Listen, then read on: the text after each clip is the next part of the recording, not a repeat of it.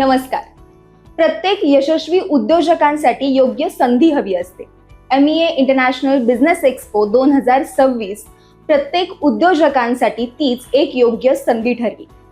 याच एक्स्पो मध्ये सहभागी झालेले लेगसी स्टॉल ओनर आज आपल्या सोबत आहेत.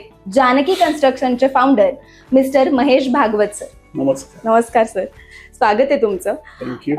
तुम्ही MEAच्या इंटरनॅशनल बिझनेस एक्स्पो मध्ये सहभागी झाला होता, तर या एक्स्पो मध्ये सहभागी होण्याचं नेमकं कारण काय होतं?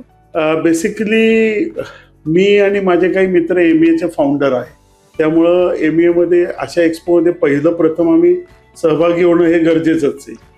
त्यामुळं पहिलं बेसिक थीम आल्या आम्ही त्या एक्स्पो मध्ये सहभागी व्हायचं आमच्या कंपनीने ठरवलं. ओके. आणि या एक्स्पो मधून 3 दिवसांचा हा एक्स्पो होता. काय काय वेगळे अनुभव तुम्हाला आले? मला सगळ्यात मोठा असा अनुभव आला की MEA मध्ये जो मराठा समाज आहे त्या समाजाच्या एक्झिबिशनला इतर सर्व समाजाची लोक आली, तर जवळपास 5-5.5 लाख लोक होती. तर बेसिकली की मराठा समाज हा एज्युकेटेड आहे आणि एज्युकेशन बरोबर तो आंत्रप्रेनर पण आहे आणि इतक्या मोठ्या प्रमाणात तो आंत्रप्रेनर आहे हे बघून मला फार बरं वाटलं. आणि त्याला दिलेला बाकीच्या समाजाला, कारण मराठा समाज हा सर्वसमावेशक असा समाज आहे, त्यामुळे त्याला सगळ्या समाजाने जे काही उत्स्फूर्त प्रतिसाद दिला तो बघून मला इथे फार आनंद वाटला. आणि एक बिझनेस ओनर म्हणून तुमच्या बिझनेससाठी, पर्सनल बिझनेससाठी काय काय वेगळे फायदे झाले? फायदे म्हणजे बेसिकली मी इथं थोडासा एक्स्पो मध्ये पार्ट करताना माझा लुकआउट वेगळा होता. बेसिकली मी थोडंसं इंट्रोडक्शन देतो की माझी जी फॅमिली आहे, भागवत फॅमिली, आम्ही विविध आंत्रप्रेनर आहे आणि आमच्या घरामध्ये वुमन आंत्रप्रेनरशिपला प्रमोट केलं जातं. म्हणजे जरतारी, वैशा, तारका आणि त्याच्यानंतर ब्लँको, हे जे सगळे ब्रँड्स आहेत हे सुद्धा मला तिथे प्रमोट करता आलं. या एक्झिबिशनला मी एक असं प्रॉडक्ट घेऊन नव्हतो गेलो, तर मी एक फॅमिली हेच एक प्रॉडक्ट घेऊन गेलो. कारण एक सामाजिक एक्झिबिशन पण होतं आणि समाजाबरोबर ती इतर समाजामध्ये पण ओळख निर्माण झाली. माझी म्हणा, माझ्या मुलाची म्हणा, पुतण्यांची म्हणा आणि सुनांची म्हणा, या गोष्टीतनं मला असा एक सर्वसमावेशक असा एक प्रोग्राम समोर देता आला. त्यासाठी मी सहभाग घेतला. अच्छा. आणि तुमचा लेगसी स्टॉल होता, तर लेगसी स्टॉल आणि आपला जो नॉर्मल स्टॉल खरं तर फरक होता, तर त्याचा काय वेगळा अनुभव होता? माझं असं मत आहे की म्हणजे मगरपट्टा सिटी त्यांचा, म्हणजे सतीश दादांचा, जे आमचे म्हणजे मेंटॉर आहेत आमच्या सगळ्याचे, त्यांचा स्टॉल, फ्रीडोचा स्टॉल, भारती विद्यापीठचा स्टॉल म्हणजे त्यांचे एक अप्रतिम असं त्यांचं प्रदर्शनच होतं. अंकुश हसबे यांचा, तेजराज पाटील यांचा आणि कन्स्ट्रक्शन मध्ये विक्रमजी गायकवाड जे आमचे अध्यक्ष आहे, त्यांचे जे सगळे प्रॉडक्ट बघून, आणि यादव सरांचा आहे, मला त्यांचा एक फार सुंदर, हे 5-6 लोकांचे जे स्टॉलचं इनोव्हेटिव्ह पद्धतीने त्यांनी केले होते, प्लस त्यांच्याबरोबर इंटरॅक्शन करायला मिळाली.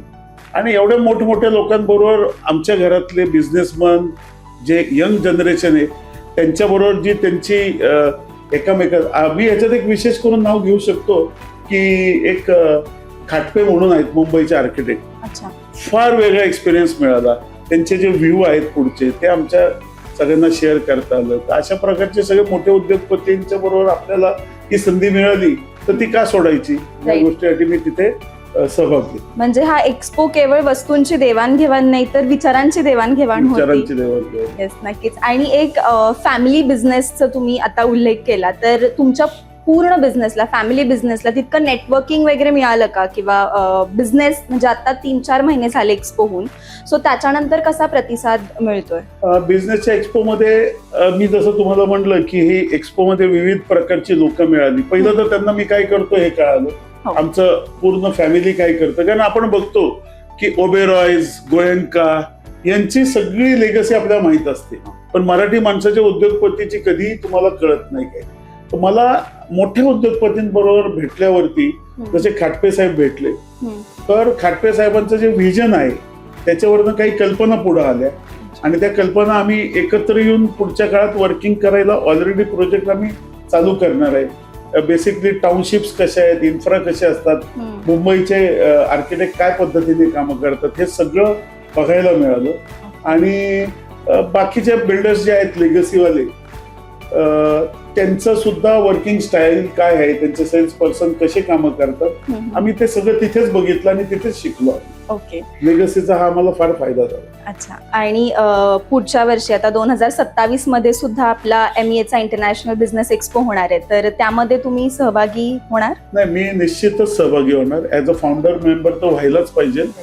पण तो पार्ट असून मला असं वाटतं की आता इतक्या रिक्वायरमेंट आल्यात फेब्रुवारीच्या, की आम्ही जेव्हा कमिटी बसतो तर आम्हाला रोज एक्झिबिशनची नवीन नवीन लोक, की आता ह्या वर्षी आम्हाला मागच्या वर्षी आम्हाला अक्षरशः 50-60 लोकांना संधी देता नाही आली.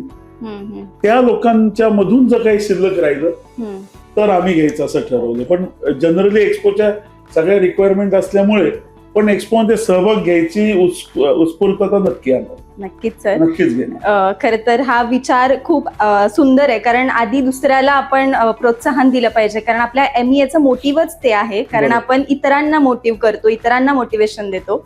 सर, तुमच्या बिझनेसच्या पुढील प्रवासासाठी खूप खूप शुभेच्छा. आता आपण जाणून घेतला महेश भागवत सरांकडून त्यांचा अनुभव कसा होता. पुन्हा भेटूया अशाच एका अनुभवासोबत. तोपर्यंत धन्यवाद. धन्यवाद.